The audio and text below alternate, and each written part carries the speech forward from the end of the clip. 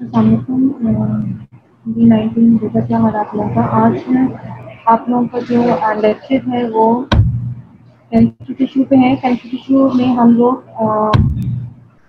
इसमें connective tissue sales, connective tissue fibres और connective tissue proper की सारी चीज़ें हम लोग डिस्कस करेंगे आज। टोटल कनेक्टिव टिश्यू के आप लोगों के जितने चैप्टर्स हैं उनको हम लोगों ने 2 लेक्चर्स में डिवाइड किया है, ठीक है। तो इस लेक्चर में हम लोग आधा कवर करेंगे और आधा जो है हम नेक्स्ट लेक्चर में कवर करेंगे, ठीक है। तो कनेक्टिव टिश्यू हम स्टार्ट करते हैं। सबसे पहले कनेक्टिव टिश्यू का बेसिक इंट्रोडक्शन आप लोगों को पता होना चाहिए कि अच्छा बेटा जो इंपॉर्टेंट चीज़ें होंगी वो मैं आप लोगों को साथ साथ बताती जाऊँगी, ठीक है। सो कनेक्टिव टिश्यू क्या है? Connective tissue basically it is a group of tissues जो कि कनेक्ट करता है और सपोर्ट करता है अदर टिश्यूज को, स्पेशली एपिथेलियल और मस्कुलर टिश्यू। 4 टाइप्स के टिश्यूज आप लोगों ने पढ़े थे, जिसमें कनेक्टिव टिश्यू, एपिथेलियल, मस्कुलर और कार्डियक टिश्यू था, नर्वस टिश्यू था, सॉरी। बेसिकली ये सपोर्ट एंड कनेक्ट करता है other tissues of the body को, ठीक है। इसके अंदर होता क्या है? It is characterised by presence of pure cells with large amount of extra cellular matrix, ठीक है। एपिथेलियल टिश्यू के मुकाबले में अगर एपिथेलियम में आप जाओ तो एपिथेलियम में सेल्स ज़्यादा होते हैं, कनेक्टिव टिश्यू कम होता है। ये उसका उलट है, इसमें हमारे पास कनेक्टिव टिश्यू ज़्यादा होगा, सेल्स इसके अंदर कम होंगे, ठीक है। तो basically connective tissue ground substance जो होता है, एक्स्ट्रा सेलुलर मैट्रिक्स होता है, वो इसमें ज़्यादा होगा, सेल्स इसमें कम होंगे। सेलुलर मैट्रिक्स कनेक्टिव टिश्यू का आगे से उसके फर्दर 2 कंपोनेंट्स है। एक तो हम लोगों ने कनेक्टिव टिश्यू के 3 कंपोनेंट्स होते हैं बेसिकली, एक तो सेल्स होते हैं, फाइबर्स होते हैं और ग्राउंड सब्सटेंस होते हैं। हम लोगों ने कहा कि इसके अंदर प्योर सेल्स हैं और large amount of extra cellular matrix है। एक्स्ट्रा सेलुलर मैट्रिक्स को हम फर्दर 2 कंपोनेंट्स में डिवाइड करेंगे, एक होंगे ग्राउंड सब्सटेंस और एक होंगे फाइबर्स, ठीक है। ग्राउंड सब्सटेंस में हमारे पास प्रोटीओग्लाइकन्स एंड ग्लाइकोप्रोटीन्स वगैरह होती हैं। फाइबर्स जो होते हैं वो कंपोस्ट ऑफ प्रोटीन, और ये 3 तरह के फाइबर्स होते हैं हमारे पास। हम डिटेल में आगे डिस्कस करेंगे, collagen, reticular and elastic fibres, ठीक है। तो बेसिकली कनेक्टिव टिश्यू जो होता है बाइंड करता है और सपोर्ट करता है other tissues of the body को और इसके अलावा अदर ऑर्गन को भी। और इसके जो मेन कंपोनेंट्स होते हैं उसमें फाइबर्स सेल्स होते हैं, सेल्स कम होते हैं, एक्स्ट्रा सेलुलर मैट्रिक्स ज़्यादा होता है। एक्स्ट्रा सेलुलर मैट्रिक्स में फर्दर हमारे पास ग्राउंड सब्सटेंस और फाइबर्स होते हैं, ठीक है। तो ये बेटा एक कनेक्टिव टिश्यू की पिक्चर है जिसमें आप लोगों को एक्स्ट्रा सेलुलर मैट्रिक्स और सेल्स आप आगे हम लोग पढ़ेंगे। 2 तरह की सेल्स होते हैं, एक रेजिडेंट सेल्स होते हैं, एक माइग्रेंट सेल्स होते हैं, वो आगे हम डिटेल में पढ़ेंगे। जिसमें आप लोगों को mesenchymal cells, macrophage, adipocytes, fibroblast वगैरह दिखाए हुए हैं। इसके अलावा एक्स्ट्रा सेलुलर मैट्रिक्स में हमने 2 चीज़ें पढ़ी हैं, ग्राउंड सब्सटेंस और इसके अलावा 3 तरह के फाइबर्स होते हैं, इलास्टिक फाइबर्स, कोलेजन फाइबर्स और रेटिकुलर फाइबर्स, ठीक है। ये सब हम लोग डिटेल में इसमें डिस्कस करेंगे। तो सबसे पहले connective tissue sales. Connective tissue sales जो होते हैं कनेक्टिव टिश्यू प्रॉपर के, उसको हम 2 मेन टाइप्स में डिवाइड करते हैं, एक होते हैं रेजिडेंट सेल्स और एक होते हैं माइग्रेंट सेल्स। रेजिडेंट सेल्स बेटा हम उन सेल्स को कहते हैं जो कि कनेक्टिव टिश्यू के अंदर ही डेवलप होते हैं, वहीं रहते हैं और अल्टीमेटली वहीं गायब हो जाते हैं, ठीक है। इनको हम फिक्स सेल्स का नाम भी देते हैं। ये जो है कनेक्टिव टिश्यू सेल्स, माइग्रेंट और रेजिडेंट सेल्स आप लोगों से क्वेश्चन पूछा जाता है, ठीक है। रेजिडेंट सेल्स कौन से हैं? इनको हम फिक्स सेल्स भी कह रहे हैं और बेसिकली ये सेल्स जो कि टिश्यू में ही डेवलप होते हैं, वहीं रहते हैं और वहीं पे अल्टीमेटली गायब हो जाते हैं। इनमें हमारे पास एग्जांपल्स में कौन कौन से सेल्स होते हैं? फाइब्रोब्लास्ट मोस्ट इंपॉर्टेंट और अबंडेंट सेल्स होते हैं कनेक्टिव टिश्यू का, ठीक है। इसके अलावा मायोफिब्रोब्लास्ट, एडिपोसाइट्स और मेसेनकाइमल स्टेम सेल्स, ये सारे जो होते हैं रेजिडेंट सेल्स में आते हैं।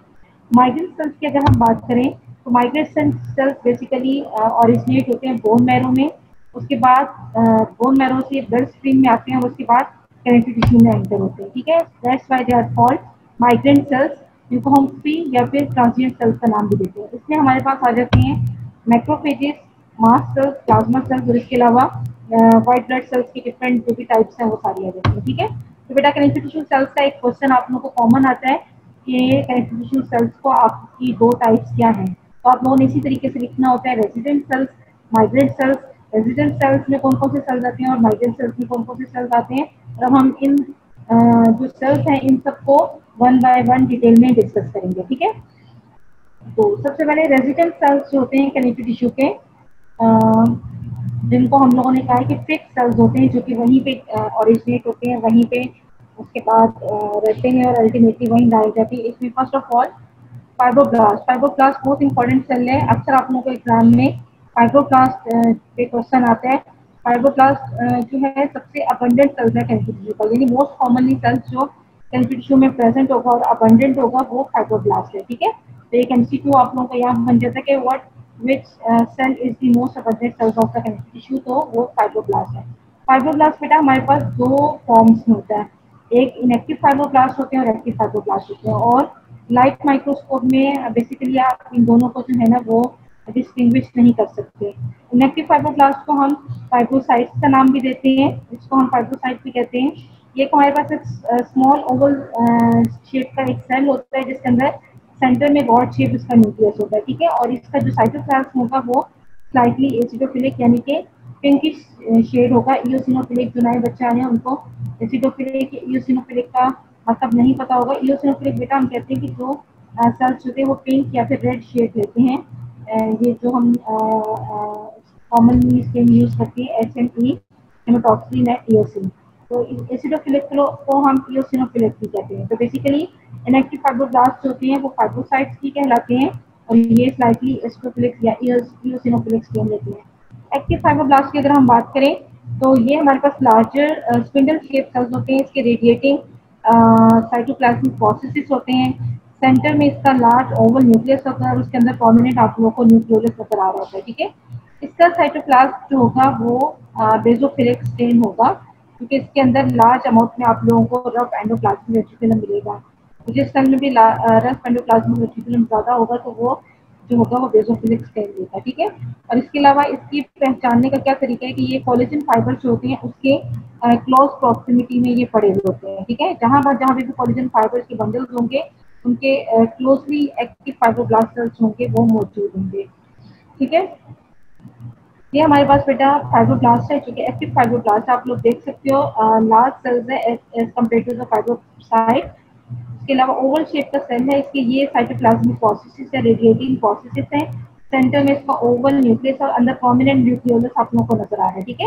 इसका साइटोप्लाज्म जो होगा बेटा बेसोफिलिक, यहाँ पे बेसोफिलिक क्लियर नजर नहीं आ रहा लेकिन इसका साइटोप्लाज्म जो होगा हम बेसोफिलिक सेल लेते हैं। इसके मुकाबले में फाइब्रोसाइट देखो तो ये एक आप लोगों को एक स्पिंडल शेप का सेल नजर आएगा, इसके अंदर ओवल सेंटर न्यूक्लियस है और इसका जो साइटोप्लाज्म होगा वो एसिडोफिलिक होगा, ठीक है। फंक्शन की अगर हम बात करें तो फाइब्रोब्लास्ट का जो मोस्ट इम्पॉर्टेंट या फिर मेन फंक्शन है कि ये प्रोटीन कोलेजन और इलास्टिन सीट करते हैं और ये प्रोटीन्स होती हैं वो पॉलीमराइज होके कोलेजन फाइबर्स, रेटिकुलर फाइबर्स और इलास्टिक फाइबर्स बनाते हैं, ठीक है। तो कोलेजन से हमारे पास रेटिकुलर और कोलेजन फाइबर्स बनते हैं जबकि इलास्टिन से हमारे पास इलास्टिक फाइबर्स बनते हैं। तो बेसिकली फाइब्रोब्लास्ट का फंक्शन क्या है कि ये प्रोडक्शन ऑफ फाइबर्स में रोल प्ले करता है। इसके अलावा और फंक्शन में इसके अलावा कंपोनेंट्स ऑफ ग्राउंड सब्सटेंस भी एक तरह का जिसमें प्रोटीओग्लाइकन्स एंड ग्लाइकोप्रोटीन्स, ठीक है। बेटा फाइब्रोब्लास्ट हम लोगों ने किया, फाइब्रोब्लास्ट मैंने आप लोगों को बताया कि ये इंपॉर्टेंट सेल है, ये भी आप लोगों को लिखने के लिए आ सकता है। इसमें फाइब्रोब्लास्ट जो है सेल की बेसिकली एक्टिव फाइब्रोब्लास्ट आता है और इसमें सेल की कैरेक्टरिस्टिक्स क्या है और इसके अलावा इसका फंक्शन क्या है, ठीक है। ये सेल जो है हम लोग आपको ड्रॉ करवाते हैं, जो पहले बच्चे उन्होंने ड्रॉ किया हुआ होगा। नेक्स्ट बेटा जो रेजिडेंट सेल्स हैं उसमें मायोफाइब्रोब्लास्ट है।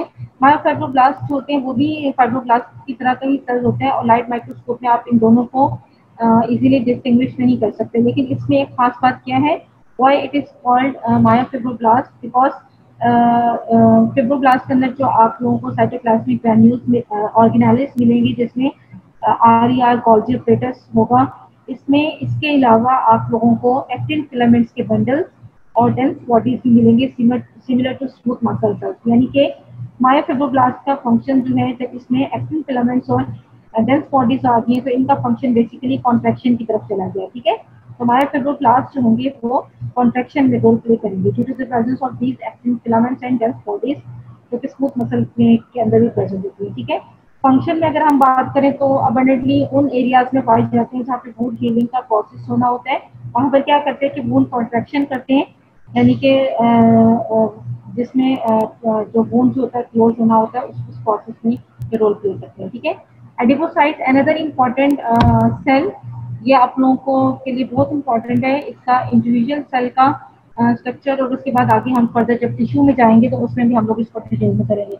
एडिपोसाइट्स को हम बेटा फैट सेल का नाम भी देते हैं क्योंकि इसके साइटोप्लाज्म में हमारे पास फैट जो होती है वो अबंडेंट अमाउंट में प्रेजेंट होती है, ठीक है। अब ये एडिपोसाइट्स आप लोगों को ग्रुप्स की फॉर्म में भी मिल सकता है या फिर अकेला पड़ा हुआ भी मिल जाएगा। और जब ये सेल्स होते हैं एक्यूमुलेट होते हैं लार्ज नंबर्स में, तो ये एक स्पेशल टाइप का कनेक्टिव टिश्यू बनाते हैं जिसको हम एडिपोसाइट्स कहते हैं, which we will discuss in later. और उसके बाद अगर हम एक सिंगल फैट सेल की बात करें तो वो उसकी शेप कैसी होगी, स्फेरिकल होगा या फिर ओवल शेप का होगा। अब फैट सेल जो होता है बेटा, इसके अंदर हम लोगों ने बात की कि इसके साइटोप्लाज्म में जो होगी वो फैट प्रेजेंट होगी, और जिस सेल के अंदर भी फैट प्रेजेंट होती है तो वो ड्यूरिंग स्टेनिंग जब आप लोग उसको देखते हैं, जब स्टेनिंग प्रोसेस करते हैं तो उसमें जिस सेल के अंदर भी लिपिड्स होंगे, फैट होंगी, वो जो होती है वो स्टेनिंग प्रोसेस के दौरान जो होती है वो डिसॉल्व आउट हो जाती है। तो वो सेल जो होता है वो आप लोगों को जहाँ जिस जगह पे फैट होती है वो सेल वो जगह जो होती है वो एम्प्टी नजर आती है। ठीक है, आगे मैं आप लोगों को डायग्राम में समझाती हूँ। तो ये एडिपोसाइट्स होते हैं वो हमारे पास यूनिलॉक्यूलर भी हो सकते हैं और मल्टीलॉक्यूलर भी हो सकते हैं। यूनिलॉक्यूलर का मतलब क्या है कि इसके अंदर सिर्फ एक सिंगल लार्ज फैट ड्रॉपलेट होगा। ठीक है, एक फैट ड्रॉपलेट होगा सिंगल, तो लार्ज होगा। मल्टीलॉक्यूलर का मतलब है कि इसके अंदर ढेर सारे फैट ड्रॉपलेट्स होंगे डिफरेंट साइज के, यानी स्मॉल फैट ड्रॉपलेट्स होंगे और बहुत ज्यादा होंगे। ठीक है, तो ये यूनिलॉक्यूलर और मल्टीलॉक्यूलर फैट सेल्स हो सकते हैं। और यूनिलॉक्यूलर जो फैट सेल्स होंगे वो मिलके व्हाइट एडिपोज टिश्यू बनाते हैं, जबकि मल्टीलॉक्यूलर फैट सेल्स जो होते हैं वो मिलके ब्राउन एडिपोज टिश्यू बनाते हैं। ठीक है, ये इम्पोर्टेंट बात है कि हमारे पास जो फैट सेल होते हैं उसके अंदर जो फैट ड्रॉपलेट होता है वो यूनिलॉक्यूलर भी हो सकता है, मल्टीलॉक्यूलर भी हो सकता है। अब ये डायग्राम है, हमने बेसिकली जो एडल्ट में प्रीडोमिनेंट टाइप होती है वो वाइट एडिपोज टिश्यू होता है जिसमें यूनिलॉक्यूलर फैट ड्रॉपलेट। अब ये आप लोग को एक सेल नजर आ रहा है, अंदर से ये सारा एम्प्टी है। एम्प्टी क्यों है, क्योंकि इसके अंदर एक सिंगल लार्ज फैट ड्रॉपलेट था और यहाँ सारा फैट ड्रॉपलेट है जो कि स्टेनिंग प्रोसेस के दौरान डिसॉल्व आउट हो गया, तो आप लोगों को ये एम्प्टी स्पेस नजर आ रही है। अब फैट ड्रॉपलेट था, फैट ड्रॉपलेट की वजह से जो इसका साइटोप्लाज्म और न्यूक्लियस था और उसके प्रेशर की वजह से वो एक साइड तक पुश हो गया। अब आप लोग देख सकते हो कि ये हमारे पास ये सिंगल सेंटर में सारा फैट ड्रॉपलेट था, अब ये बड़ा है, इसकी वजह से ये जो न्यूक्लियस है ये भी साइड पे पुश हो गया है और न्यूक्लियस के अराउंड एक थिन रिम सा आप लोगों के पास एक साइटोप्लाज्म, ये वाला हिस्सा साइटोप्लाज्म का है। ठीक है, बाकी सारी ये सेल की मेम्ब्रेन है और जिस जगह पे न्यूक्लियस है वहां पर ये थोड़ा सा आप लोगों को थिक एरिया नजर आ रहा है दोनों साइड पे, ये हम कहते हैं इसके साइटोप्लाज्म को थिन रिम ऑफ साइटोप्लाज्म। तो ये थोड़ा सा साइटोप्लाज्म रह गया है और न्यूक्लियस जो होता है वो फ्लैट पेरिफेरी भी होता है। और ये किस वजह से होता है कि ये सेंट्रल फैट ड्रॉपलेट जो होता है ये पुश करता है न्यूक्लियस को, साइटोप्लाज्म को टुवर्ड्स द पेरिफेरी। तो अब आप लोग इस साइटोप्लाज्म और न्यूक्लियस को देखते हुए आप लोगों के जहन में, और ये अपीयरेंस तो है बेसिकली ये यहाँ इसको हम सिग्नेट रिंग अपीयरेंस का नाम भी देते हैं, कि जिसमें साइटोप्लाज्म जो होता है रिड्यूस टू थिन रिम और फ्लैट न्यूक्लियस जो होता है वो पेरिफेरी की तरफ पुश हो जाता है। तो आप लोगों को एक रिंग लाइक अपीयरेंस यहाँ पर इस सेल की मिल रही है। ठीक है, तो signet ring appearance basically it is the characteristic feature of this adipose cell.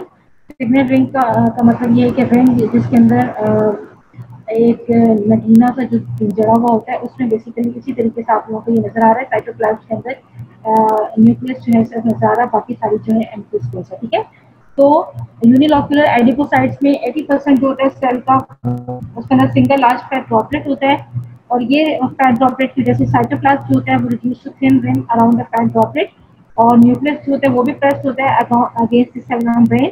और 13 सेक्शन में क्या होता है कि आप लोगों को मैंने बताया कि फैट डिसॉल्व आउट हो जाती है और वहां पर एक खाली आप लोगों को लार्ज वैक्यूल नजर आएगा और ये state thin rim of the cytoplasm and its eccentric flattened nucleus collectively give a characteristic signet ring appearance. ठीक है बेटा, सिग्नेट रिंग अपीयरेंस आपको नाम याद रखना है, ये आप लोगों से अक्सर एग्जाम में पूछा जाता है और आप लोगों को जब भी एडिपोज साइट पे कुछ लिखने को आएगा नोट, तो आप लोगों ने सिग्नेट रिंग अपीयरेंस का नाम जो है याद रखना है। ठीक है, तो चीफ फंक्शन इसका क्या है कि ये स्टोर करता है फैट को।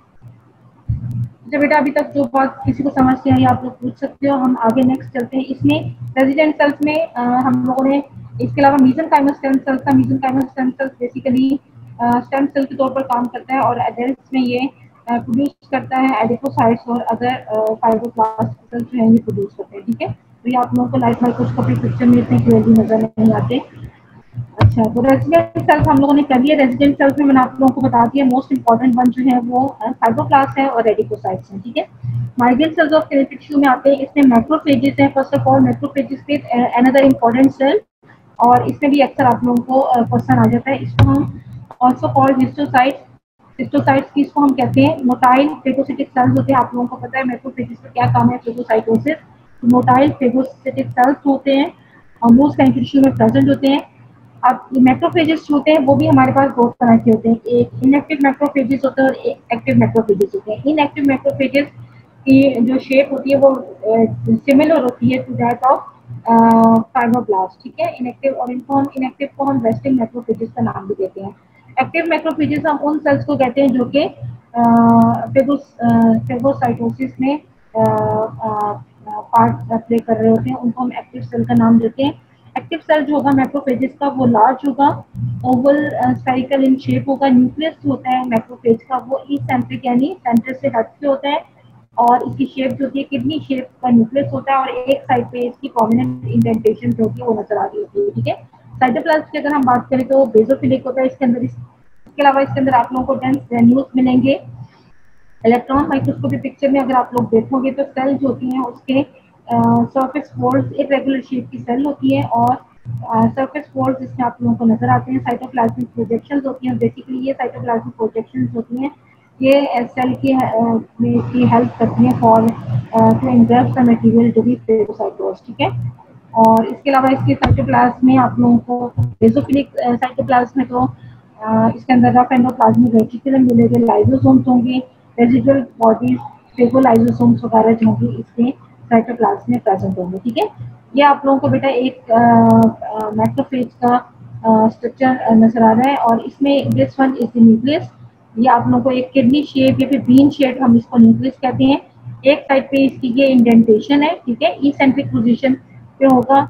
और इसके अलावा बेसोफिलिक साइटोप्लाज्म होता है इसका, ये आप लोगों को इंजेस्टेड पार्टिकल्स नजर आते हैं, वो जो कि फेगोसाइटोज पार्टिकल्स होते हैं, वो आप लोगों को इस फॉर्म में जस्ट पार्टिकल्स जो है ये मैक्रोफेजेस के अंदर नजर आएंगे। फंक्शन की अगर हम बात करें, इम्पोर्टेंट इसके फंक्शंस हैं।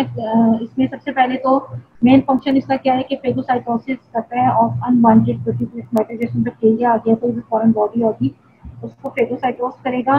इसके अलावा एंटीजन प्रेजेंटिंग सेल्स के तौर पर भी एक्ट करता है कि ये एंटीजन जो होते हैं उसको इन्वल्व करता है। इसके अंदर जो लाइसोसोमल सिस्टम्स होते हैं वो एंटीजन की जो एपिटोप होती है उसको पेप्टाइड फ्रेगमेंट्स में डिग्रेड करके उसके बाद इस सरफेस पे इसको लेके जाते हैं, और वहाँ पे MHC2 मॉलिक्यूल्स के साथ ये प्रेजेंट होते हैं to the T lymphocytes for immune reaction के तौर पर, ठीक है। एंटीजन प्रेजेंटिंग सेल्स के तौर पर काम करेगा। इसके अलावा इम्यून रिएक्शंस में ये साइटोकाइंस रिलीज करते हैं, और इसके अलावा ट्यूमर नेक्रोसिस फैक्टर्स होते हैं वो भी रिलीज करते हैं। ट्यूमर नेक्रोसिस फैक्टर्स होते हैं वो एक्ट करते हैं, रोल प्ले करते हैं अगेंस्ट द कैंसर सेल्स के खिलाफ जो होते हैं ये काम करते हैं, ठीक है। इसके अलावा मैक्रोफेजेस जो होते हैं fuse to form multi nuclear giant cell. अब क्या होता है कि कभी कभार फॉरेन बॉडी जो होती है जिसको इन्होंने इन्वॉल्व करना होता है वो इतनी बड़ी होती है कि एक मैक्रोफेज जो होता है उसका इन्वॉल्व नहीं कर सकता, फेगोसाइटोज नहीं करता। इसमें क्या होता है कि बहुत सारे मैक्रोफेज जो होते हैं वो आपस में फ्यूज होकर मिलके एक लार्ज मल्टी जिसको सेल बना देते हैं, जिसको हम मल्टी न्यूक्लियर जॉइंट सेल या फिर फॉरेन बॉडी जॉइंट सेल का नाम देते हैं। और ये फिर सेल जो होता है ये इंडल्ज करता है लार्ज फॉरेन बॉडी को, ठीक है। इसके अलावा कुछ क्रॉनिक जो इन्फेक्शंस होते हैं उसमें क्या होता है कि जो माइक्रो ऑर्गेनिजम्स होते हैं वो रेजिस्टेंट हो जाती हैं अगेंस्ट द फेगोसाइटोसिस। तो उसमें क्या होता है कि ये सेल्स जो हैं अपनी शेप चेंज करते हैं, ये enlarge in size and cluster together to form epithelioid cells. ये एक दूसरे के साथ क्लोजली पैक होते हैं, तो ये give the appearance of epithelioid cells. और इस तरीके से ये जो है जो फेगोसाइटोसिस रेजिस्टेंट माइक्रो ऑर्गेनिजम्स होते हैं इनके खिलाफ एक्ट करते हैं, ठीक है। और organize collection of these epithelioid macrophages को हम ग्रैनुलोमा कहते हैं। इसके अलावा आप लोगों को पता है कि मैक्रोफेज जो होता है वो belong to mononuclear phagocyte system. Basically macrophage जो होता है वो डिराइव होता है मोनोसाइट से, और मोनोसाइट्स आप लोगों को पता है कि वो डेवलप होता है बोन मैरो में, वहाँ से एंटर होता है ब्लड स्ट्रीम में, और ब्लड स्ट्रीम के बाद जब ये कनेक्टिव टिश्यू में एंटर होता है तो ये मैच्योर होकर मैक्रोफेज बना देता है, ठीक है। तो मोनोन्यूक्लियर फेगोसाइट सिस्टम में अदर फेगोसिटिक सेल्स होते हैं बॉडी के इन्वॉल्व होते हैं, जैसे कि प्रेजेंट होते हैं, जैसे कि कुफर सेल्स होते हैं लिवर में, स्किन में आप लोगों को लैंगरहैंस सेल्स मिलेंगे, ठीक है। इसी तरह लंग्स में आप लोगों को एल्वुलर मैक्रोफेजेस या फिर टेस्ट सेल्स, सारे के सारे जो होते हैं बिलोंग करते हैं मोनोन्यूक्लियर फेगोसाइट सिस्टम से, ठीक है। तो बेटा माइग्रेंट सेल्स का हमें फर्स्ट सेल हम लोग मैक्रोफेज का पढ़ा है।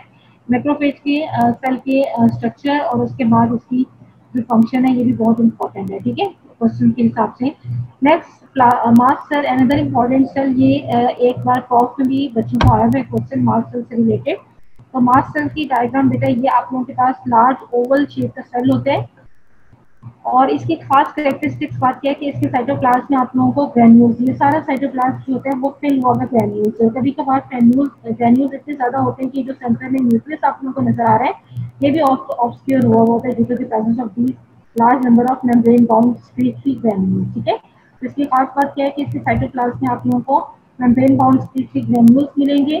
और प्रोटीन सेक्शंस में अगर हम बात करें तो ये साइटोप्लाज्मिक ग्रैन्यूल्स जो होते हैं ये आप लोगों को नजर नहीं आते, ठीक है, क्योंकि इसके कंटेंट्स जो होते हैं ये ग्रैन्यूल्स जो होते हैं वाटर सॉल्युबल होते हैं। और ये जब ऑर्डिनरी हम लोग ये स्लाइड प्रिपरेशन हो रही होती है तो एक्वस फिक्सेटिव यूज करते हैं जिसकी वजह से ये सारे जो होते हैं वॉश आउट हो जाते हैं।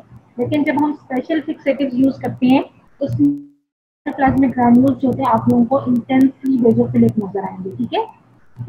आम रूटीन में ये नजर नहीं आते लेकिन स्पेशल फिक्सेटिव्स में आप लोगों को इंटेंसली बेजोफिलिक नजर आएंगे। इसके अलावा एक और डाई होता है जिसको हम टोल्यूडीन ब्लू स्टेन कहते हैं। इसमें ये ग्रैन्यूल्स जो होते हैं आप लोगों को पर्पल नजर आएंगे इंस्टेड ऑफ ब्लू। ये जो प्रॉपर्टी है इन ग्रैन्यूल्स की ऑफ चेंजिंग द कलर, ठीक है, ये भी एक कैरेक्टरिस्टिक फीचर है इसका मास्ट सेल का कि इसके अंदर ये जो ग्रैन्यूल्स हैं डिफरेंट स्टेन पे इनकी जो कलर होता है वो चेंज होता है। तो this property of changing the colour of stain इसको हम मेटाक्रोमेजिया का नाम देते हैं, ठीक है। तो मेटाक्रोमेजिया पूछा जाता है कि ये किस सेल का फीचर है और ये मेटाक्रोमेजिया किस वजह से होता है कि इन ग्रैन्यूल्स के अंदर जो मीडिएटर्स हैं उनमें एक है प्रेजेंस ऑफ हेपरिन। हेपरिन के अंदर जो सब्सटेंस होते हैं उसकी वजह से ये मेटाक्रोमेजिया जो होता है वो होता है, ठीक है। तो ये मास्ट सेल्स के स्पेसिफिक फीचर क्या है कि साइटोप्लाज्मिक ग्रैन्यूल्स होते हैं। डिफरेंट डाई में इनका जो स्टेन होता है ग्रैन्यूल्स का वो चेंज होता है। This property is known as metachromasia और it is due to the presence of heparin. अच्छा, अब मास्ट सेल्स जो होते हैं इसका फंक्शन क्या होता है कि ये मीडिएटर्स ऑफ इन्फ्लेमेशन क्रिएट करता है। इनमें दो तरह के मीडिएटर्स जो होते हैं, एक प्राइमरी होते हैं एक सेकेंडरी होते हैं। प्राइमरी जो होते हैं प्री फॉर्म होते हैं, पहले से बने हुए होते हैं और इन ये जो बेसोफिलिक ग्रैन्यूल्स होते हैं मास्ट सेल्स के इसके अंदर स्टोर होते हैं। इसमें हमारे पास आ जाते हैं हेपरिन और हिस्टामिन। जब सेकेंडरी मीडिएटर्स होते हैं वो स्टोर नहीं होते जबकि बेसिकली ये उस वक्त सिंथेसाइज होते हैं, एक्टिवेट होते हैं जब एंटीजन जो होता है वो बाद में आता है उसके अपॉन स्टिमुलेशन में एक्टिवेट होते हैं। इसमें ल्यूकोट्राइन, टीएनएफ, प्रोस्टाग्लैंडिन्स और इंटरल्यूकिन वगैरह शामिल है, ठीक है। फंक्शन की अगर हम बात करें तो मास्ट सेल आप लोगों को पता है कि एलर्जिक रिएक्शन में इसका की रोल है और इन एलर्जिक रिएक्शन को हम इमीडिएट हाइपर सेंसिटिविटी रिएक्शन का नाम भी देते हैं, ठीक है। होता क्या है कि मास्ट सेल की जो सेल मेम्ब्रेन होती है उसके ऊपर एक रिसेप्टर्स होते हैं for antibodies of IgE type, यानी आईजीई जो एंटीबॉडी होती है उसके रिसेप्टर्स होते हैं मास्ट सेल के सेल मेम्ब्रेन के ऊपर होते हैं। और ये एंटीबॉडीज होती है कहाँ से प्रोड्यूस होती हैं? प्लाज्मा सेल से। जब भी कोई एंटीजन बाहर से आता है तो प्लाज्मा सेल्स जो होते हैं उसके खिलाफ एंटीबॉडीज प्रोड्यूस करते हैं, ठीक है। तो ये एंटीबॉडीज होती हैं first exposure to an antigen. जब भी कोई एंटीजन का फर्स्ट एक्सपोजर हुआ तो प्लाज्मा सेल से एंटीबॉडीज जो है वो प्रोड्यूस हुई। ये आईजीई एंटीबॉडीज होंगी, ये बाइंड करेंगी टू द रिसेप्टर्स जो कि सेल मेम्ब्रेन के ऊपर मास्ट सेल के सेल मेम्ब्रेन के ऊपर रिसेप्टर्स प्रेजेंट है फॉर आईजीई एंटीबॉडीज, उसके ऊपर जाके ये बाइंड करेंगी। और जब दोबारा सेम एंटीजन जो होगा ना उसके एंड अपॉन अ सब्सिक्वेंट और exposure to the same allergen, जब वो दोबारा जो होगा एलर्जन जो होगा वो अटैक करेगा तो उस वक्त क्या होगा? एंटीजन एंटीबॉडी रिएक्शन होगा on the surface of mast cell और इस एंटीजन एंटीबॉडी रिएक्शन के नतीजे में क्या होगा? ये जो प्राइमरी और सेकेंडरी मीडिएटर्स हैं ये रिलीज होंगे और जब ये सेकेंडरी और primary mediators of inflammation release होंगे तो इनके प्रोड्यूस होने की वजह से सेंसिटिविटी रिएक्शन या फिर एलर्जी रिएक्शन जिसको हम नाम देते हैं वो होता है, ठीक है। और ये hyper sensitivity, immediate hyper sensitivity reaction ये लोकल भी हो सकता है, सिस्टेमिक भी हो सकता है। लोकल होगा तो उसमें आप लोगों को जो सिम्टम्स मिलेंगे उसमें स्किन रैशेस हो सकती हैं, एस्थमा हो सकता है, इसके अलावा राइनाइटिस की जो स्नीजिंग और कफ वगैरह ये आ जाती है। तो स्टमक में क्या होता है कि इसमें एनाफाइलेक्टिक शॉक हो सकता है। एनाफाइलेक्टिक शॉक क्या होता है कि इसमें बेसिकली होता क्या है कि जब फर्स्ट एक्सपोजर जब होता है एलर्जेंस का, तो उसमें ही बहुत ज़्यादा अमाउंट में आईजी एंटीबॉडीज होती हैं वो प्रोड्यूस हो जाती हैं।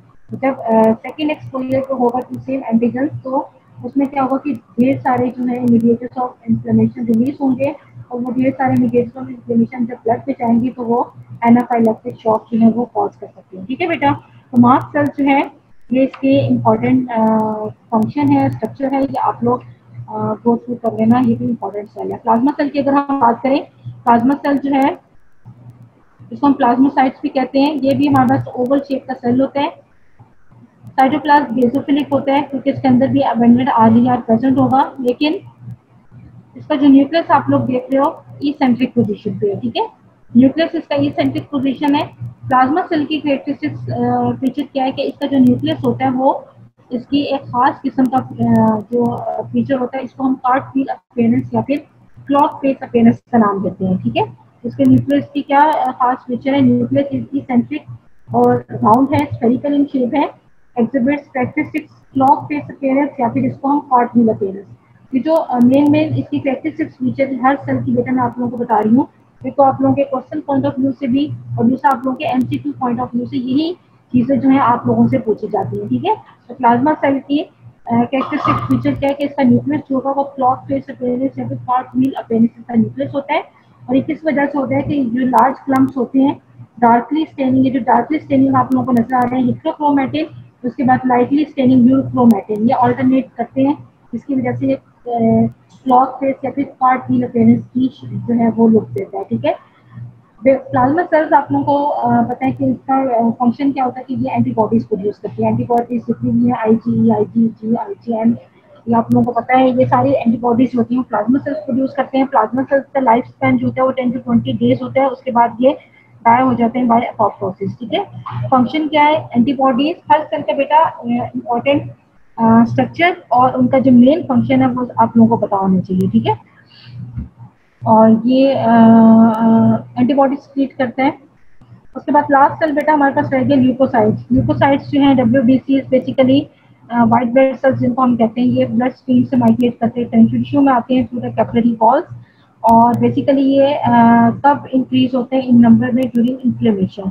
तो ल्यूकोसाइट्स के कौन कौन से टाइप्स हैं, न्यूट्रोफिल्स, यूसिनोफिल्स, लिम्फोसाइट्स, मोनोसाइट्स, ये सारे के सारे कनेक्टिव टिश्यू में एंटर होते हैं। इनमें से मोनोसाइट्स जो हैं जब कनेक्टिव टिश्यू में एंटर होगा तो ये चेंज हो जाएगा इंटू मैक्रोफेजेस, और लिम्फोसाइट्स जो बी टाइप हैं ये एक्टिवेट होकर किसमें चेंज होते हैं, प्लाज्मा सेल्स में। ठीक है, तो बेटा ये तो थी आप लोगों के कनेक्टिव टिश्यू के सेल्स। इसमें आप लोगों को मैंने कनेक्टिव टिश्यू सेल्स हम दो तरीके से क्लासिफाई करते हैं, रेजिडेंट सेल्स और माइग्रेंट सेल्स। ठीक है, रेजिडेंट सेल्स में मोस्ट इंपॉर्टेंट फाइब्रोब्लास्ट है, एडिपोसाइट्स है। माइग्रेंट सेल्स में आप लोगों के पास मैक्रोफेजेस भी इंपॉर्टेंट है, प्लाज्मा सेल भी इंपॉर्टेंट है, मास्ट सेल भी इंपॉर्टेंट है। ठीक है, तो इनको याद करने का क्या तरीका कि मेन इनका स्ट्रक्चर लाइट माइक्रोस्कोप पे कैसे नजर आते हैं, साइटोप्लाज्म कैसा है, कैरेक्टरिस्टिक फीचर हर सेल की आप लोगों के सामने लिखी हुई और मैंने बताई दी है वो क्या है, एमसीक्यू पॉइंट ऑफ व्यू से भी और आप एससीक्यू के लिए भी याद रखना, तो ये मेन चीज है। ठीक है, साइटोप्लाज्म की और सेल की शेप क्या है, साइटोप्लाज्म का स्टेन क्या है, न्यूक्लियस की पोजीशन क्या है, न्यूक्लियस की शेप क्या है, और क्या इनकी कैरेक्टरिस्टिक फीचर है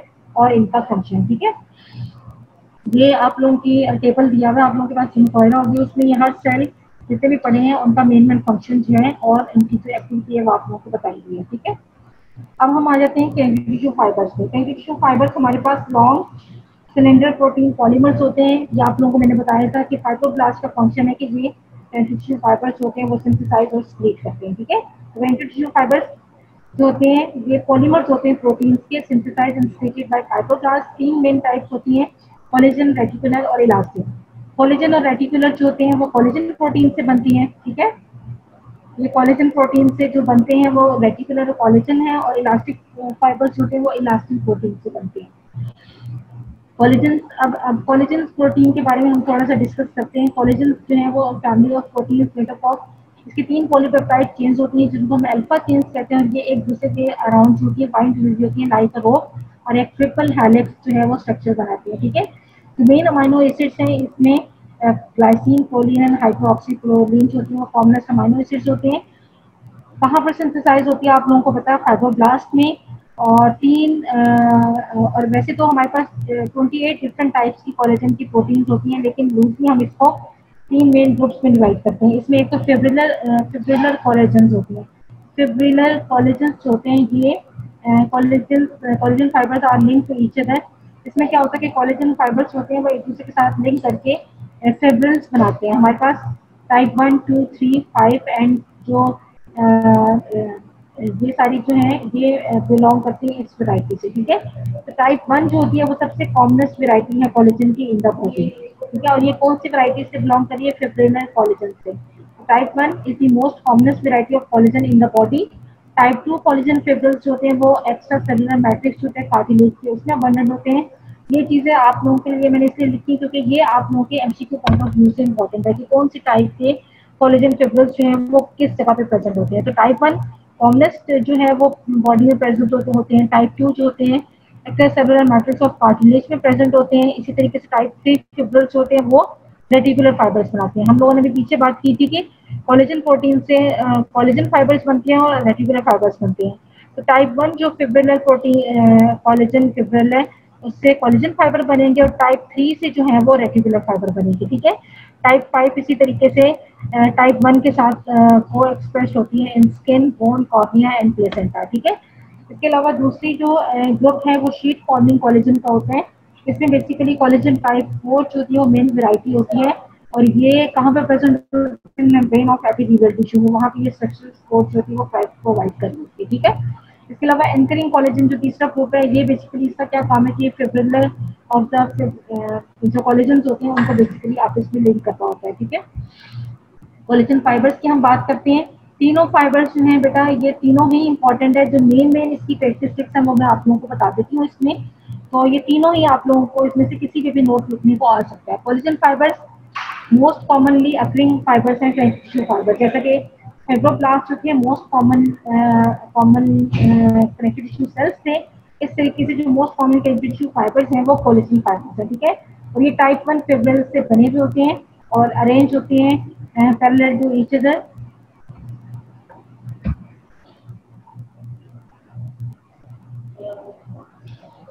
बेटा आप देखो, तो कोलेजन फाइबर्स जिसमें आप लोगों को बताया most commonly occurring connective tissue fibres हैं। कोलेजन टाइप 1 फिब्रिल से ये बने हुए होते हैं, और लाइट माइक्रोस्कोप में फ्रेश अनस्टेन्ड सेक्शन में ये आप लोगों को वाइट अनब्रांच थ्रेड्स के तौर पर नजर आएंगे। और इसके अलावा पैरेलल टू ईच अदर ये पड़े हुए होंगे और बंडल्स बनाएंगे वेरियस साइजेस। कोलेजन फाइबर्स जो है वो आप लोगों को बंडल्स की फॉर्म में मिलते हैं हमेशा, ठीक है। अच्छा, होते इनका फंक्शन के ये फ्लेक्सिबल होते हैं लेकिन इन इलास्टिक होते हैं, ठीक है। तो ये इसकी वजह से ये क्या करते हैं कि provides a unique combination of flexibility and strength to the structures in which they are present, ठीक है। फ्लेक्सिबल होंगे लेकिन इन इलास्टिक होंगे तो स्ट्रेंथ और फ्लेक्सिबिलिटी दोनों प्रोवाइड करेंगे। अच्छा, HNE सेक्शन में अंडर लाइट माइक्रोस्कोप में आप लोगों को ये पहले हम लोगों ने पढ़ा था, जब ये कोई स्ट्रेन नहीं लेते उस वक्त ये आप लोगों को वाइट अनब्रांच थ्रेड्स की फॉर्म में नजर आएंगे। लेकिन जब HNE सेक्शन लेंगे यानी हीमोटॉक्सिन एंड इयोसिन सेक्शन में लाइट माइक्रोस्कोप में जब आप देखोगे तो ये एसिडोफिलिक यानी कि पिंक कलर के नजर आएंगे।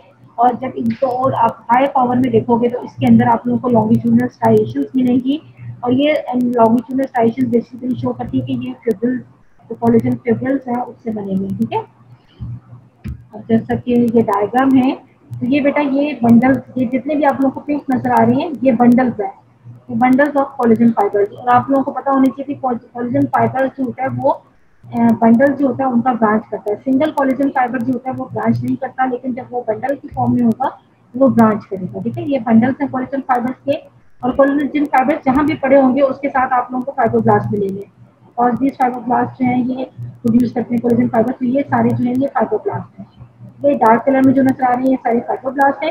फाइब्रोब्लास्ट के न्यूक्लियाई फाइब्रोब्लास्ट सेल्स होते हैं कोलेजन फाइबर्स के ऊपर आप लोगों को पड़े हुए मिलेंगे। ये सारे कोलेजन फाइबर्स के बंडल हैं, ठीक है। अच्छा, ये तो था बेटा कोलेजन फाइबर्स। उसके बाद रेटिकुलर फाइबर्स की बात करें तो रेटिकुलर फाइबर्स होते हैं much thinner than the collagen fibres, ज्यादा थिन होते हैं कोलेजन फाइबर्स के मुकाबले में। ये बंडल्स नहीं बनाते हैं, ठीक है। कोलेजन फाइबर्स आप लोगों को बंडल्स की फॉर्म में मिलेंगे, ये बंडल्स की फॉर्म में नहीं होंगे, लेकिन ये एक्सटेंसिवली ब्रांच करेंगे और एक नेटवर्क स्टब बनाते हैं, ठीक है। तो आप लोगों को मैंने बताया कि टाइप 3 कोलेजन से ये बनते हैं रेटिकुलर फाइबर्स, और ये टाइप 3 कोलेजन होते हैं एग्जिस्ट होती है in the form of settles और हेल्ड टुगेदर बाय इंटरफिब्रिलर ब्रिजेस, ठीक है, जिसके जो किस चीज के बने हुए होते हैं, ग्लाइकोप्रोटीन्स और प्रोटीओग्लाइकन से। तो ये जो होते हैं ये थिन होते हैं देन द कोलेजन फाइबर, तो लाइट माइक्रोस्कोप में और ऑर्डिनरी H&E स्टेन में आप लोगों को ये नजर नहीं आएंगे, ठीक है। तो इनके लिए हम स्पेशल स्टेनिंग टेक्निक यूज करते हैं। ये इंपॉर्टेंट वाइवा क्वेश्चन है जो आप लोगों से एग्जाम में पूछा जाता है। रेटिकुलर फाइबर जो है वो H&E स्टेन से नजर आते हैं कि नहीं, H&E स्टेन से ये नजर नहीं आते। इसलिए हम दो तरह के और फर्दर स्टेन लेते हैं। एक होता है सिल्वर स्टेनिंग। सिल्वर स्टेनिंग में आप लोगों को रेटिकुलर फाइबर ब्लैक नजर आएंगे, और पीरियोडिक एसिड शिफ्ट जो स्टेन होता है उसमें आप लोगों को ये रेड नजर आएंगे, ठीक है। एक जिसमें सिल्वर स्टेनिंग है इसमें रेटिकुलर फाइबर्स ब्लैक अपीयर होंगे, और PAS यानी पीरियोडिक एसिड शिफ्ट इसमें आप लोगों को रेड कलर के नजर आएंगे, ठीक है। रेटिकुलर फाइबर्स का फंक्शन क्या है कि सपोर्टिंग फ्रेमवर्क बनाते हैं many organs like lymph node, spleen, liver, bone marrow में, ठीक है। ये आप लोगों को बेटा सिल्वर स्टेनिंग पिक्चर आप लोगों को दिखाई दी, इसमें आप लोगों को ब्लैक कलर की सारे रेटिकुलर फाइबर्स हैं जो नजर आ रहे हैं, ठीक है। अच्छा, last one elastic fiber. Elastic fibers होते हैं बेटा ये आप लोगों को thin very thin highly refractile strands की फॉर्म में नजर आएंगे in unstained preparation of loose connective tissue. Branch करते हैं, रीजॉइन करते हैं और लूज नेटवर्क बनाते हैं। और जहाँ पे भी इलास्टिक फाइबर्स बॉडी में आप लोगों को अबंडेंट मिलेंगे वहाँ पर एक ये येलो कलर जो है वो टिश्यू को दे देंगे, ठीक है। ऑर्डिनरी H&E स्टेन में देखेंगे तो इलास्टिक फाइबर्स होते हैं वो अब इलास्टिक फाइबर्स होते हैं वो भी ऑर्डिनरी H&E जो स्टेन होता है उसमें आप लोगों को इजीली आइडेंटिफाई नहीं होते हैं, वहाँ पर आप लोगों को बहुत फेंटली इयोसिनोफिलिक नजर आएंगे। तो इसीलिए इनके लिए भी एक सिलेक्टिव स्टेन होता है बाय स्पेशल स्टेनिंग प्रोसीजर्स, जिसको हम ब्रेकेट रिसोर्सिंग फ्यूसिंग टेक्निक कहते हैं। और इसमें आप लोगों को इलास्टिक फाइबर्स होते हैं वो क्लियर नजर आते हैं और ब्लूइश ब्लैक कलर नजर आते हैं, ठीक है। ये भी लास्ट टाइम बच्चों से वाइवा में क्वेश्चन पूछा गया था कि ऑर्डिनरी H&E स्टेन सेक्शन में इलास्टिक फाइबर्स आप लोगों को नजर आती हैं कि नहीं। तो ऑर्डिनरी H&E स्टेन में इलास्टिक फाइबर्स क्लियरली नजर नहीं आते क्योंकि बहुत हल्का सा इयोसिनोफिलिक स्टेन देते हैं। तो सिलेक्टिवली स्टेनिंग प्रोसीजर इसमें यूज करते हैं जिसमें ब्रेकेट रिसोर्सिंग फ्यूसिंग टेक्निक है जिसमें ये ब्लूइश ब्लैक नजर आएंगे, ठीक है। ये बेटा लूज कनेक्टिव टिश्यू की पिक्चर है, इसमें ये आप लोगों को थिन स्ट्रैंड्स का इलास्टिक फाइबर नजर आ रहे हैं। उसके बाद ये कोलेजन फाइबर बंडल्स में आप लोगों को ये एक और पिक्चर है, इसमें इलास्टिक फाइबर हैं। और ये आप लोगों को जो स्पेशल स्टेनिंग मैंने आप लोगों को बताई है उसमें आप लोगों के ब्लूइश से इलास्टिक फाइबर जो है वो नजर आ रहे हैं, ठीक है। अच्छा, इलास्टिक फाइबर जो है वो हम लोगों ने पीछे बात की थी इलास्टिन प्रोटीन से बने होते हैं, और इलास्टिन प्रोटीन में जो हमारे पास मेन अमाइनो एसिड्स हैं वो ग्लाइसिन और कोलिन है। इसके अलावा इन दो के अलावा दो और स्पेशल अमाइनो एसिड्स होते हैं इसके अंदर जिसको हम डेस्मोसिन और आइसोडेस्मोसिन का नाम देते हैं। बेसिकली ये अमाइनो एसिड्स होते हैं ये इलास्टिक फाइबर्स की जो रबर लाइक प्रॉपर्टी है इलास्टिन की उसमें उसके ये रोल प्ले करते हैं, ठीक है। और जब भी फोर्स अप्लाई करते हैं तो इलास्टिक फाइबर्स होते हैं वो स्ट्रेच करते हैं 1.5 टाइम देयर ओरिजिनल लाइन, ठीक है। कहाँ कहाँ प्रेजेंट होंगे, through out the body connective tissue में प्रेजेंट होंगे, लेकिन पर्टिकुलरली उन एरियाज में ज्यादा होंगे जहाँ पर प्रेशर या फिर कूलिंग फोर्सेस जो थी वो अप्लाइड होती है, ठीक है, जैसा कि लंग्स में। अच्छा, ये थे बेटा कनेक्टिव टिश्यू के सेल्स और फाइबर। इसके बाद बेटा हम लोग एक और इम्पॉर्टेंट क्वेश्चन अक्सर आप लोगों के एग्जाम में आता है, क्लासिफिकेशन ऑफ कनेक्टिव टिश्यूज, ठीक है बेटा। आप लोगों की बुक में एज इट इज दी हुई है। तो क्लासिफिकेशन ऑफ कनेक्टिव टिश्यू में अगर हम बात करें हमारे पास एम्ब्रियोनिक कनेक्टिव टिश्यू होता है, कनेक्टिव टिश्यू प्रॉपर होता है, स्पेशलाइज्ड कनेक्टिव टिश्यू होता है, ठीक है। तो हम आज जो है हम लोगों ने एम्ब्रियोनिक कनेक्टिव टिश्यू प्रॉपर ये पूरा पढ़ लेना है, और स्पेशलाइज्ड कनेक्टिव टिश्यू में कार्टिलेज और बोन जो है हम नेक्स्ट लेक्चर में पढ़ेंगे, ठीक है। तो हम देखते हैं एम्ब्रियोनिक कनेक्टिव टिश्यू में अब ये मेन चीजें जो कनेक्टिव टिश्यू की हैं वो मैंने आप लोगों को बता दी हैं, तो हमारे पास टाइम भी अब कम रह गए, और मैं इसमें मेन कैरेक्टरिस्टिक्स जो है हर कनेक्टिव टिश्यू की आप लोगों को बताती जाऊंगी, ठीक है बेटा। तो एम्ब्रियोनिक कनेक्टिव टिश्यू जो है इसकी दो फर्दर टाइप्स होते हैं, एक मेसेनकाइमल होता है और एक न्यूक्लियोइड कनेक्टिव टिश्यू होता है। हम डिटेल में पढ़ते हैं। कनेक्टिव टिश्यू प्रॉपर में एक लूज होता है एक डेंस होता है। डेंस को फर्दर हम डिवाइड करते हैं डेंस इरेगुलर और डेंस रेगुलर, ठीक है। और डेंस रेगुलर फर्दर डिवाइड होता है कि डेंस रेगुलर कोलेजिनस है या डेंस रेगुलर इलास्टिक है। इसके अलावा रेटिकुलर कनेक्टिव टिश्यू होगा और एडिपोज टिश्यू होगा। स्पेशलाइज्ड में हमारे पास कार्टिलेज, बोन और ब्लड, ठीक है। बस सबसे पहले हम एम्ब्रियोनिक कनेक्टिव टिश्यू देखते हैं। Mesenchymal connective tissue basically developing embryo में होता है। इसके अंदर हमारे पास स्टार शेप सेल्स होते हैं जिनको हम मेसेनकाइमल सेल्स का नाम देते हैं, ठीक है। और इसके अलावा अबंडेंट ग्राउंड सब्सटेंस होता है और ये स्टार शेप सेल्स के जो होते हैं साइटोप्लाज्मिक प्रोसेसेस होते हैं और ये साइटोप्लाज्मिक प्रोसेसेस होते हैं वो similar processes of the neighbouring cells के साथ कांटेक्ट कर रहे होते हैं और इनको जहाँ पे कांटेक्ट कर रहे होते हैं वहाँ पे इनकी कैप जंक्शंस प्रेजेंट होते हैं, ठीक है। रेटिकुलर फाइबर्स जो होंगे वो भी प्रेजेंट होंगे इस कनेक्टिव टिश्यू के अंदर और माइटोटिकली एक्टिव है क्योंकि आप लोग एम्ब्रियोनिक कनेक्टिव टिश्यू है तो मेसेनकाइमल सेल्स आप लोगों को पता है स्टेम सेल्स भी होते हैं तो माइटोटिकली एक्टिव सेल्स होते हैं और give rise to different types of connective tissue cells होते हैं, ठीक है। मेन चीज इसमें क्या है कि अबंडेंट ग्राउंड सब्सटेंस है और स्टार शेप इसमें मेसेनकाइमल सेल्स होती है। ये आप लोगों की जो जितने भी बीच में खाली जगह नजर आ रही है सारा अबंडेंट ग्राउंड सब्सटेंस है जो कि स्टेनिंग में बेसिकली आप लोगों को इतना क्लियर नहीं नजर आता, वॉश होते जाता है। बाकी ये स्टीलेट सेल्स हैं, साइटोप्लाज्मिक इनके प्रोसेस हैं, सेंटर में इनका न्यूक्लियस है, ठीक है। तो ये इसके अलावा कोलेजन फाइबर्स भी आप लोगों को मिलेंगे। तो ये सारे जो हैं इसके अंदर फाइब्रोब्लास्ट मेसेनकाइमल सेल्स को हम इमेच्योर फाइब्रोब्लास्ट का नाम भी देते हैं ये इसके अंदर। इसके अलावा कैपिलरीज वगैरह जो होंगे इस सेल में मिलेंगे, ठीक है। म्यूकोइड टिश्यू इसको हम म्यूकस टिश्यू का नाम भी देते हैं। ये बेसिकली इंटरमीडिएट स्टेज होती है in the development of adult type of connective tissue from mesenchymal connective tissue, ठीक है। तो ये इंटरमीडिएट स्टेज में होता है। इसके अंदर होता है क्या कि abundant soft jelly light extracellular component होता है, उसके अंदर हाइलुरोनिक एसिड जो होता है ज़्यादा अमाउंट में प्रेजेंट होता है। इसके अलावा टाइप 1 और टाइप 3 कोलेजन फिब्रिल्स होंगे वो प्रेजेंट होंगे। स्टीलेट फाइब्रोब्लास्ट होते हैं which branching process are scattered within the extracellular matrix, ठीक है। तो इसकी एग्जांपल क्या है बेटा, ये बहुत इंपॉर्टेंट क्वेश्चन है जो आप लोगों से पूछा जाता है। Constitute the principal component of umbilical cord. Umbilical cord का प्रिंसिपल कंपोनेंट है where it is known as Wharton's jelly. Wharton's jelly क्या है, अम्बिलिकल कॉर्ड के अंदर ये जो म्यूकोइड कनेक्टिव टिश्यू है इसको हम वॉर्टन्स जेली का नाम देते हैं, ठीक है।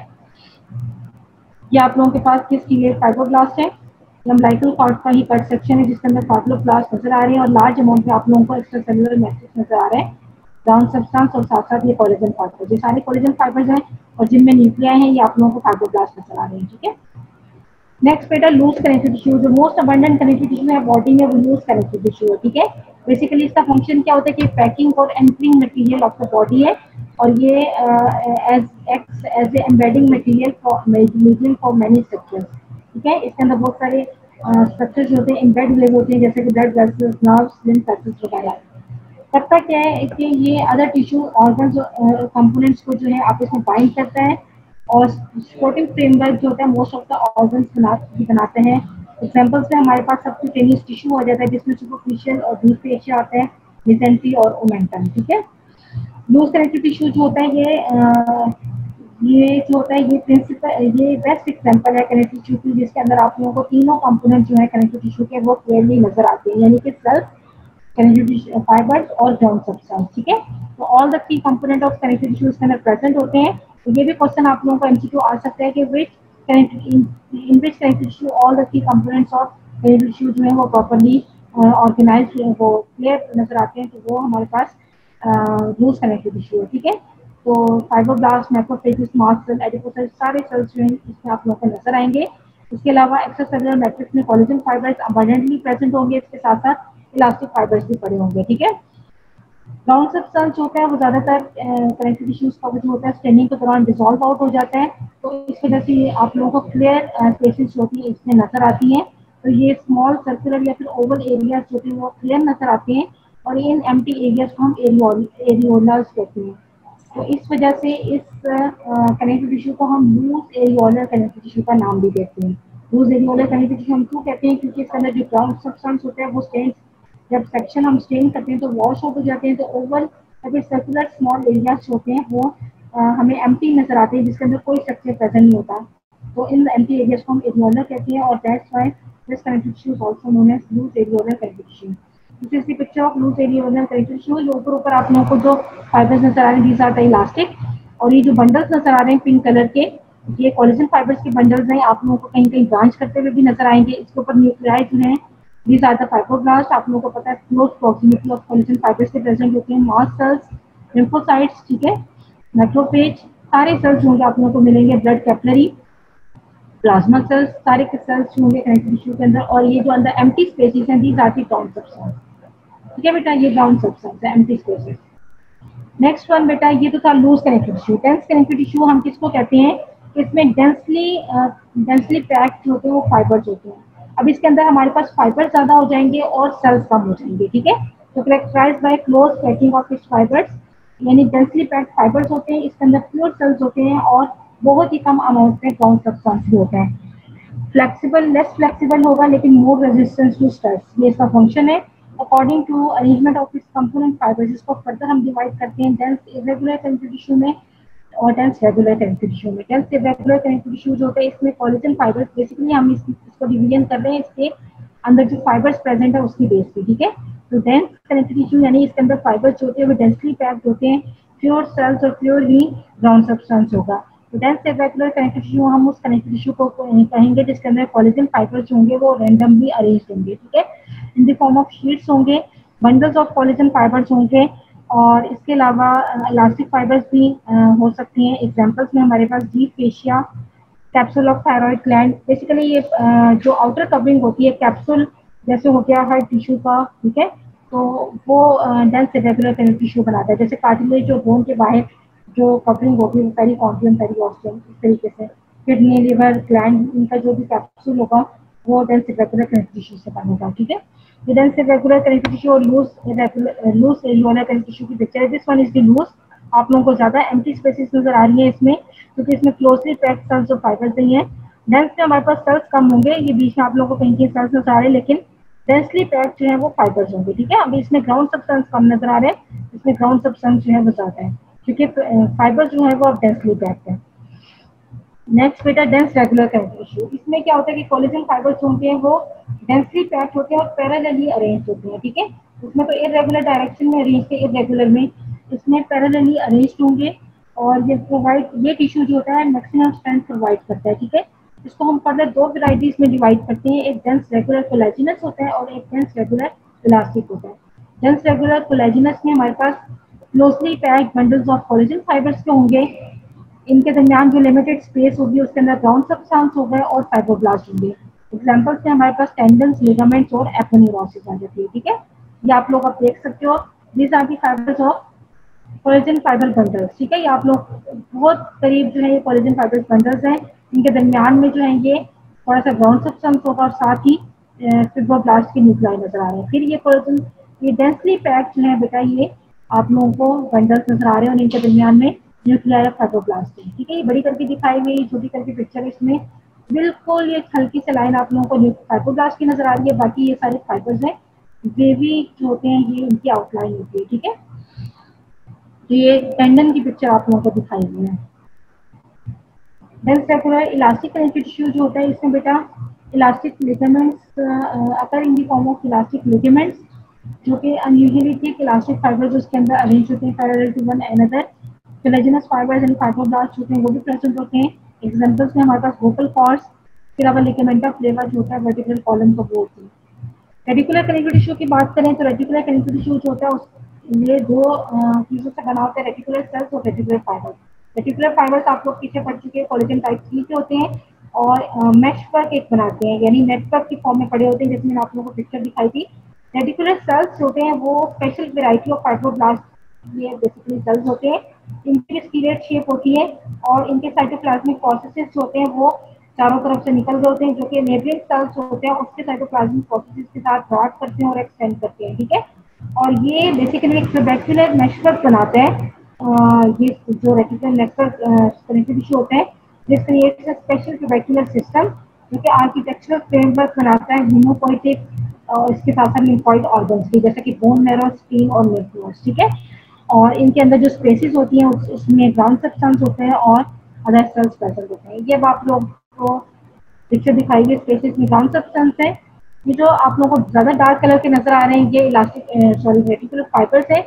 ये साथ ही रेटिकुलर सेल्स में ये न्यूक्लियस है और इसके अलावा हर सेल के आप लोग देख सकते हैं ये सारे प्रोसेसेस निकले हुए हैं, साइटोप्लाज्मिक प्रोसेसेस हैं जो नेबरिंग सेल के प्रोसेसेस के साथ बाइंड किए हुए रैप होते हैं। रेटिकुलर फाइबर्स की एक्सटेंड किए हुए और रैप किए हुए एक दूसरे के साथ ये नेटवर्क मैशवर्क लाइक एक नेटवर्क बना देते हैं, ठीक है। अच्छा, लास्ट वन बेटा एडिपोस टिश्यू बहुत इंपॉर्टेंट है। अक्सर आप लोगों को इसमें एडिपोस टिश्यू जो है मोस्ट इंपॉर्टेंट, इसमें अक्सर आप लोगों को नोट आता है एडिपोज टिश्यू हमारे पास दो तरह के होते हैं, एक व्हाइट एडिपोज टिश्यू होता है, ब्राउन एडिपोज टिश्यू। इसमें जो मोस्ट इंपॉर्टेंट क्वेश्चन है वो इन दोनों का डिफरेंस है, ठीक है। तो ये लास्ट आप लोगों का टॉपिक है बेटा, इसको गौर से सुनना। इसमें इन दोनों का डिफरेंस जो होता है वो आप लोगों को अक्सर एग्जाम में आता है, ठीक है। तो एडिपोज टिश्यू जो होता है, हम लोग पीछे इसके सेल्स की बात कर चुके हैं, तो हम इसको और देखते हैं कि इसमें अभी टिश्यू हमने यानी जब सेल्स इकट्ठे होंगे तो वो टिश्यू बना देंगे। तो consist of adipocytes of fat cells, और ये फैट सेल्स जहाँ पे भी होंगे उनके साथ अबंडेंट ब्लड वेसल्स प्रेजेंट होंगी, ठीक है। Largest source of house of energy in the body fat जो होती है, इसके अंदर ये एक इंपॉर्टेंट क्वेश्चन आप लोगों से पूछा जाता है कि एडिपोज टिश्यू के अंदर यानी एडिपोसाइट्स के अंदर फैट जो होती है वो किस फॉर्म में स्टोर होती है, तो वो ट्राइग्लिसराइड्स की फॉर्म में स्टोर होती है, ठीक है। दो तरह के होते हैं एडिपोज टिश्यू, और ये डिफर होते हैं इनमें, ये सारे आप लोगों को डिफरेंस में आप लोगों ने लिखना होता है कि डिफर होते हैं कलर में, वेस्कुलरिटी में, मेटाबॉलिक एक्टिविटी में और डिस्ट्रीब्यूशन में, ठीक है। तो डिफरेंस में ये पॉइंट्स आप लोग लिखोगे। एक होता है व्हाइट एडिपोज टिश्यू, एक होता है ब्राउन। व्हाइट एडिपोज टिश्यू जो होता है प्री डोमिनेंट होता है ह्यूमंस में। ब्राउन एडिपोज टिश्यू बेटा ये जो होता है ये न्यू बॉर्न में, फीटस में ज्यादा होता है, और जो एडल्ट ह्यूमंस होते हैं उसमें सिर्फ ये कुछ जगहों पे प्रेजेंट होता है, ठीक है। ये एक तो इसकी लोकेशन का भी डिफरेंस आ जाता है कि white adipose tissue adult humans में होगा, और ब्राउन एडिपोज टिश्यू जो होता है वो फीटस में, न्यूबॉर्न में, और कुछ प्लेसेस है मैं आप लोगों को आपको बताती हूँ वहाँ पे प्रेजेंट होता है। व्हाइट एडिपोज टिश्यू का कलर जो होता है वो व्हाइट से लाइट येलो होता है। इसमें क्या होता है, एडिपोसाइट्स होते हैं जिसके अंदर सिंगल फैट कॉर्पोरेट होता है, जैसा कि मैंने आप लोगों को पहले बताया था यूनिलॉक्यूलर और मल्टीलॉक्यूलर। ये एक डिफरेंस है कि यूनिलॉक्यूलर व्हाइट एडिपोज टिश्यू में होगा और मल्टीलॉक्यूलर ब्राउन एडिपोज टिश्यू में होगा। इओसिनोफिलिक साइटोप्लाज्म होता है और बेसोफिलिक न्यूक्लियस होता है, दोनों एक साइड पे पुश किए होते हैं due to the presence of large single fat droplet, और एक थिकनेस रिंग अपीयरेंस होते हैं वो देते हैं सेल की, ठीक है। तो ये आप लोगों को वाइडली डिस्ट्रीब्यूटेड ह्यूमन बॉडी, ये आप लोगों को ये पैटर्न नजर आ रहे हैं टिश्यू की फॉर्म में ही आप लोगों को, और जब ये टिश्यू की फॉर्म में होंगे तो थोड़े से ये रफली पॉलीगोनल शेप के अपीयरेंस देते हैं। आप लोग देख सकते हो सेल अंदर से खाली है, बीच में इसका न्यूक्लियस और साइटोप्लाज्म एक साइड पे पुश है, ठीक है। ये एडिपोसाइट्स है, इनके जहाँ भी पैरासूट होंगे अबंडेंट अमाउंट में कैपिलरीज और ब्लड वेसल्स जो कि वहाँ पे प्रेजेंट होंगे, ठीक है। अच्छा, हम लोगों ने पढ़ा कि widely distributed in the human body. For example subcutaneous tissue में ये लेयर बनाते हैं जिसको हम कहते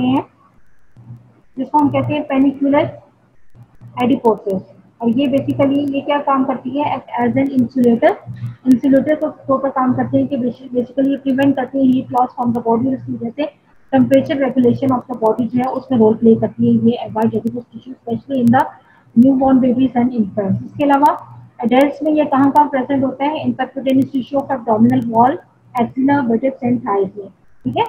और इंटरनली जो होता है वो फैट स्टोर होता है greater momentum, mesentery, retroperitoneal space, specially kidneys के अराउंड है, वहाँ पे ये मैकेनिकल प्रोटेक्शन प्रोवाइड कर रहा होता है अराउंड दीज वाइटल ऑर्गन्स, ठीक है।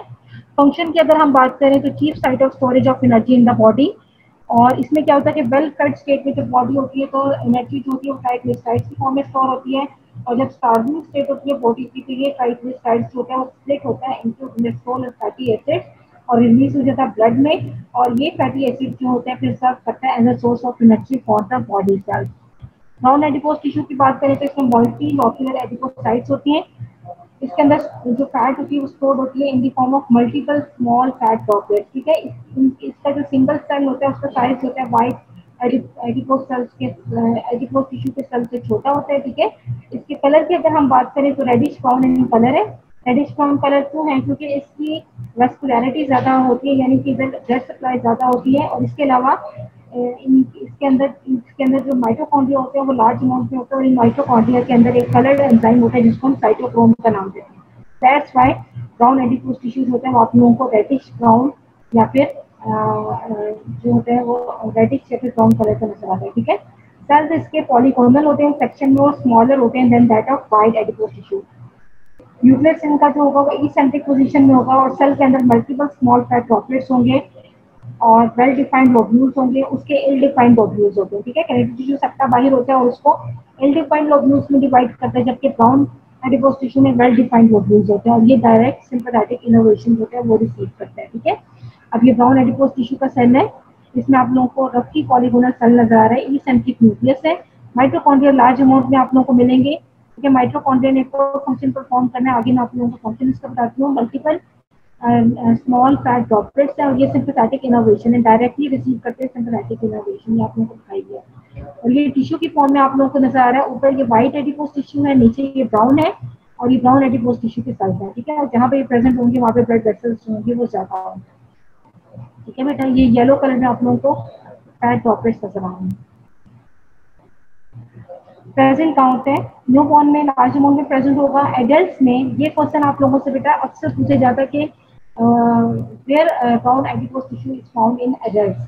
एडल्ट्स का हम लोगों ने कहा है कि ये बहुत कम अमाउंट में होता है, ज्यादा ये न्यू बॉर्न में होता है।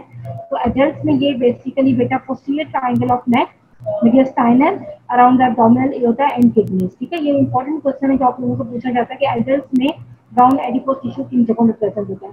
प्रिंसिपल फंक्शन क्या है इसका? प्रोडक्शन ऑफ बॉडी हीट, क्योंकि इसके अंदर माइटोकॉन्ड्रिया होते हैं, वो बॉडी हीट की प्रोडक्शन में रोल प्ले करते हैं, ठीक है बेटा। तो ये तो था आप लोगों का आज का लेक्चर, जो कि बहुत तकरीबन मुश्किलों से एंड हुआ है। ये बेटा आप लोग एक बार रिवाइज कर लेना जाके, जो कुछ आप लोगों ने पूछना है आप मुझसे पूछ लो, जो नहीं समझ आए मुझे बता देना है। नेक्स्ट लेक्चर में हम स्पेशलाइज्ड सेंसिटिव टिश्यू जो कि सैटरडे को है, उसमें कार्टिलेज और बोन कवर करेंगे। अगर इसमें से कुछ नहीं समझ आया तो इंशाल्लाह मैं आप लोगों को नेक्स्ट में बता दूंगी, ठीक है बेटा। अगर कुछ पूछना है तो आप लोग पूछ सकते हो। तो इम्पोर्टेंट चीज़ें मैंने आप लोगों को साथ साथ बताई हैं। हर कनेक्टिव टिश्यू में जो भी टाइप थी उसके साथ जो जो इम्पोर्टेंट क्वेश्चन थे मैंने आप लोगों को बता दूंगी, ठीक है। एनी क्वेश्चन बेटा प्लीज मेरे फिर हम वाइंड अप करें।